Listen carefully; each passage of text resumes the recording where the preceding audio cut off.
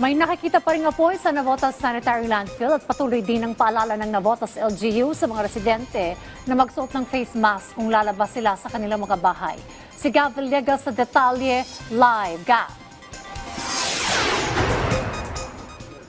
Dayan, patuloy pa rin na binabantayan ng pamahalaang lokal ng Navotas at ng Obando.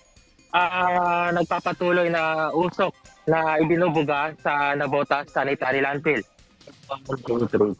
Sa pinakahuling kuha ng Obando Municipal Disaster Risk Reduction and Management Office, bandang alas 11 kagabi, ay mayroon pa rin sila nakikita na apoy sa ilang bahagi ng landfill. Patuloy rin ang paalala ng LGU sa mga apektadong residente na iwasan muna ang paglabas sa kanilang mga tahanan at pagsuot ng face mask kung lalabas ng bahay. Pinapayuhan rin ng mga apektadong residente na isara ang bintana at pintuan upang mabawasan ang pagpasok ng usok at palaging uminom ng tubig. Nauna nang nagpadala ang Navotas LGU ng bigas bilang tulong sa mga residente ng Obando, Bulacan na direktang apektado ng sunog.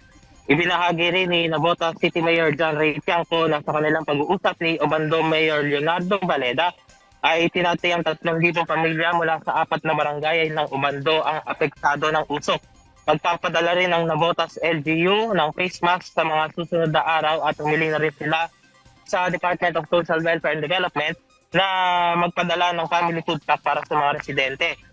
Sa pinakahuli ring air quality report ng Navotas City Environment and Natural Resources Office ay aabot sa 110 ang naitalang air quality sa lungsod kung saan sa barangay NBBS Tonlara naman ay nakapagtala ng 115 na air quality index at 106 naman sa Navotas City Hall na masama para sa mga sensitive groups.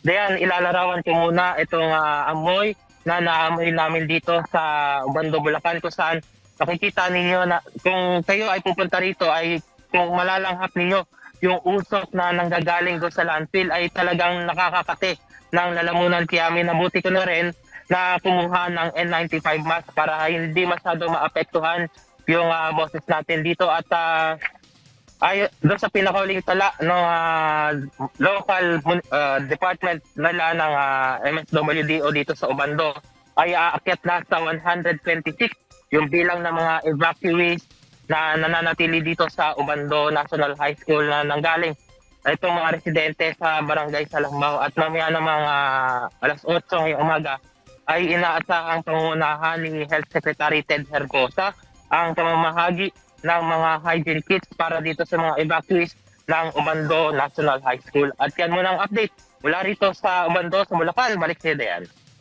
Maraming salamat, Gav Villegas.